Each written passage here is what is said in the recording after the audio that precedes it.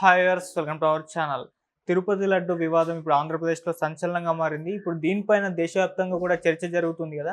అయితే ఈ నేపథ్యంలో రమణ దీక్షితుల వారు ఈ తిరుపతి లడ్డు ప్రసాదం గురించి ఆయన స్పందించారు. మరి ఆయన ఏం చెప్తున్నారు? ఇప్పుడు ఇదే అంశం మీద డిస్కస్ చేయడానికి ప్రెజెంట్ మనతో పాటు జర్నలిస్ట్ చరణ్ పరమి గారు ఉన్నారు. వారితో ఒకసారి మాట్లాడదాం. హాయ్ అన్న. హాయ్. సో తిరుపతి లడ్డు వివాదం అయితే చంద్రబాబు నాయుడు గారు ఆరోపణలు చేయడం ఒక పెద్ద చర్చకైతే దారితీసింది. దేశవ్యాప్తంగా కూడా దీనిపైన చర్చ జరుగుతుంది, మాట్లాడుతున్నారు చాలా మంది కూడా. అయితే ఇప్పుడు రమణ దీక్షితుల వారు కూడా స్పందించారు అంటున్నారు కదా, మరి ఆయన ఏం చెప్తున్నారు ఈ తిరుపతి లడ్డు వివాదం గురించి? అంటే కొంతమంది వ్యక్తులు గత ప్రభుత్వానికి ఎవరైతే వ్యతిరేకంగా ఉన్నారో వాళ్ళు ఇప్పుడు అంతా స్పందిస్తూ వస్తున్నారు. అయితే గతంలోనే వీళ్ళు ఆ ప్రభుత్వంతో కొన్ని వివాదాలు కూడా చోటు చేసుకున్నమాట వాస్తవం. కాబట్టి ఈ వ్యాఖ్యలు అనేవి ఎలా చూడాలి అనేది మనకున్న ఒక క్వశ్చన్. అయితే ఆయన చేసిన వ్యాఖ్యలు కొట్టిపారేసేవి అయితే కాదు. సో దీంట్లో రెండు యాంగిల్స్ ఉన్నాయో ఇవి రెండు చూద్దాం. రమణ దీక్షితులు గారు టీటీడీ ప్రధాన అర్చకుడిగా గతంలో చేసి ఉన్నారు. ఇప్పుడు ఆయన గౌరవ అధ్యక్షుడిగా ఉన్నా సరే, ప్రధాన అర్చకుల్లో ఆయన ఉన్నా సరే, ఆయన డైరెక్ట్ యాక్టివిటీస్లో పాల్గొనట్లేదు. ఆయన కేవలం బయట ప్రెస్ మీట్లు ఇలాంటి ఇష్యూస్లోనే ఉన్నారు ఆయన. అయితే ఆయన చేసిన ఆరోపణ ఏంటంటే, నాకు గతం నుంచే తెలుసు దీంట్లో కల్తీ జరిగింది తిరుపతి లడ్డూకు ఉపయోగించే నెయ్యిలో. ఆ విషయాన్ని నేను అఫీషియల్గా అధికారులకు చెప్పలేదు, కానీ తోటి అర్చకులందరికీ చెబుతూ ఉన్నాను, కానీ ఎవరూ పట్టించుకోలేదు అని చెప్పేసి ఆయన అన్నాడు. ఆయన వ్యాఖ్యలోనే కొంచెం తేడా ఉంది. ఏంటంటే, అది నిజంగా కల్తీ జరుగుతుంది అని గుర్తించినప్పుడు ఆయన ఎవరికి కంప్లైంట్ చేయాలి? క్వాలిటీ చెకింగ్ కమిటీ ఉంటుంది. అంత పెద్ద దానికి క్వాలిటీ చెకింగ్ కమిటీ లేదా? ఖచ్చితంగా ఉంటుంది. వెళ్ళి వాళ్ళకి చెప్పాలి. వాళ్ళకి ఎందుకు చెప్పలేదు? లేదా లడ్డు తయారీ చేసే కమిటీ సపరేట్గా ఉంటుంది, కనీసం వాళ్ళకైనా చెప్పాలి. వాళ్ళకి ఎందుకు చెప్పలేదు? ఇవన్నీ కాకపోతే టీటీడీ చైర్మన్కే చెప్పచ్చు, ఎందుకంటే ప్రధాన అర్చకుడు, ఆయనకు డైరెక్ట్గా యాక్సెస్ ఉంటుంది. మరి ఆయనకు అటువంటి యాక్సెస్ ఎందుకు ఉపయోగించుకోలేదు? డైరెక్ట్గా ఎందుకు చెప్పలేదు? ఇది చిన్న విషయం కాదు కదా, ఎందుకంటే దానికి కూడా కోట్ల రూపాయలు ఖర్చు అవుతుంది. రోజుకి 10,000 టన్నులు ఉపయోగిస్తారు అంటే లడ్లకి ఎంత ఖర్చు వస్తుందో చూడండి. సో ఇంత జరుగుతూ ఉన్నప్పుడు ఎందుకు ఆయన మౌనం వహించి ఉన్నాడు? కేవలం తోటి అర్చకుల కంటే వాళ్ళందరూ తన కింద ఉండే వాళ్ళే కదా, వాళ్ళు ఏం చేస్తారు? వాళ్ళు ఎవరికి వెళ్ళి కంప్లైంట్ ఇవ్వాలి? ఇవ్వాల్సింది ఆయన. అలా చేయకపోవడం అనేది ముందు అసలు ఆయన చర్య విషయంలోనే డౌట్ ఉంది. అయితే ఆయన మాటల్లో ఎంతవరకు వాస్తవం ఉందని చూస్తే, నిజానికి ఆ లడ్డు అనేది ఎంతో కొంత కల్తీ అయినది మాట వాస్తవం. నిజానికి గతంలో లడ్డు టేస్ట్ కావచ్చు, సైజు కావచ్చు వేరే విధంగా ఉండేది. చాలా కాలంగా ఎప్పుడైతే గత ప్రభుత్వం వచ్చిందో ఆ ప్రభుత్వం హయాంలో సైజు తగ్గింది, టేస్ట్ తగ్గింది, ఆ నెయ్యి క్వాలిటీ అనేది తగ్గింది అనేది అనేక మంది భక్తులు కూడా చెబుతున్నమాట. అయితే ఆ క్వాలిటీ, ఆ నెయ్యిలో ఏం కలిపితే తగ్గింది అనేది ఎవరికి క్లారిటీ లేదు.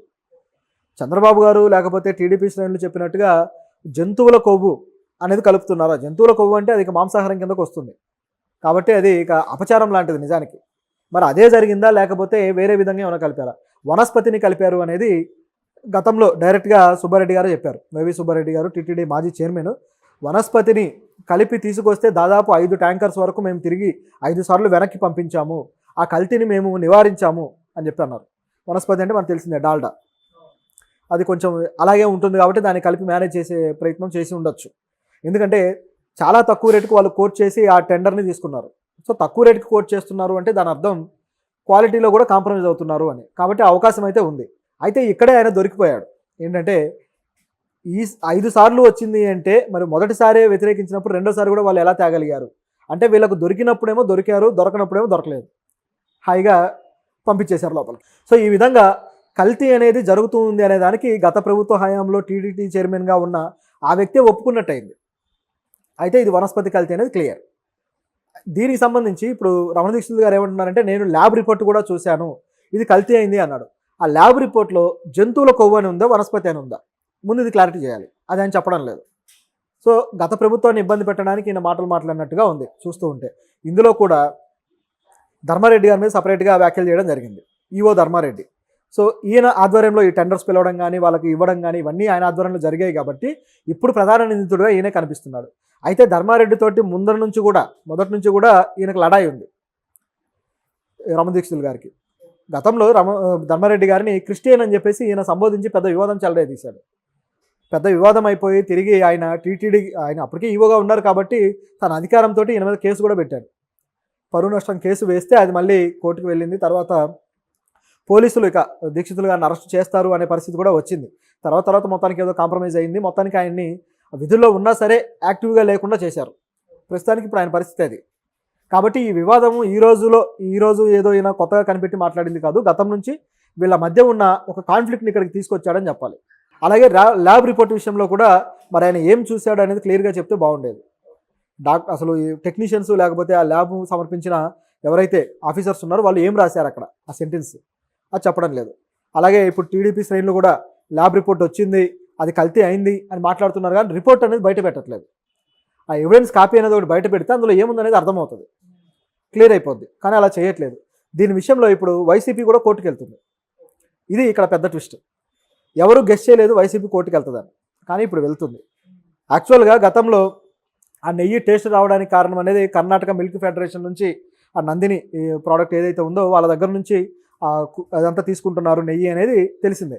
ఎప్పుడైతే వైసీపీ గవర్నమెంట్ వచ్చిందో వాళ్ళ దగ్గర ఆపేసి ఢిల్లీ నుంచి ఆల్ఫా అనే కంపెనీ నుంచి తీసుకోవడం జరిగింది. ఇక్కడ ఏదో కల్తీ జరిగిందని చెప్పేసి వివాదం అయితే చెలరేగింది.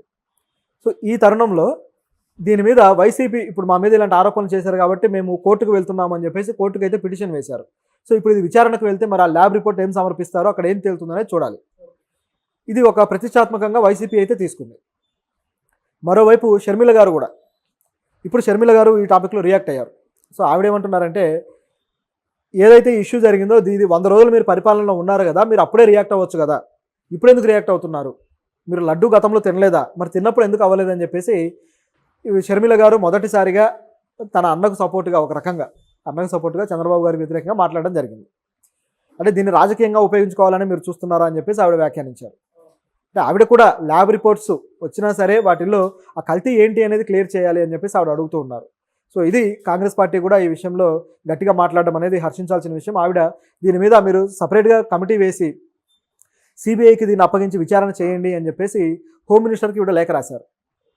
సో ఇప్పుడు ఇది రాష్ట్ర హోమ్ మినిస్టర్కి లేఖ రాశారు. మరి ఇది సిబిఐకి ఇస్తారా లేదా చూడాలి. చూస్తూ ఉంటే సిబిఐకి ఇది ఇచ్చేలాగా కనపడడం లేదు. ఎందుకంటే ఆ టెండర్స్ మారిస్తే సరిపోతుంది, సింపుల్గా ఆ నందిని వాళ్ళకి మళ్ళీ ఇచ్చేస్తే అయిపోతుంది అనమాట. ఆల్రెడీ ఇచ్చారు కూడా, గత 2 వారాల క్రితమే ఇచ్చారు, మళ్ళీ అది పాతది కంటిన్యూ అవుతుంది. ఇందులో గమనించాల్సింది ఏంటంటే ఈ కల్తీ విషయంలో మరి వీళ్ళు యాక్షన్ తీసుకోవడానికి రెడీగా ఉందా ప్రభుత్వం అనేది చూడాలి.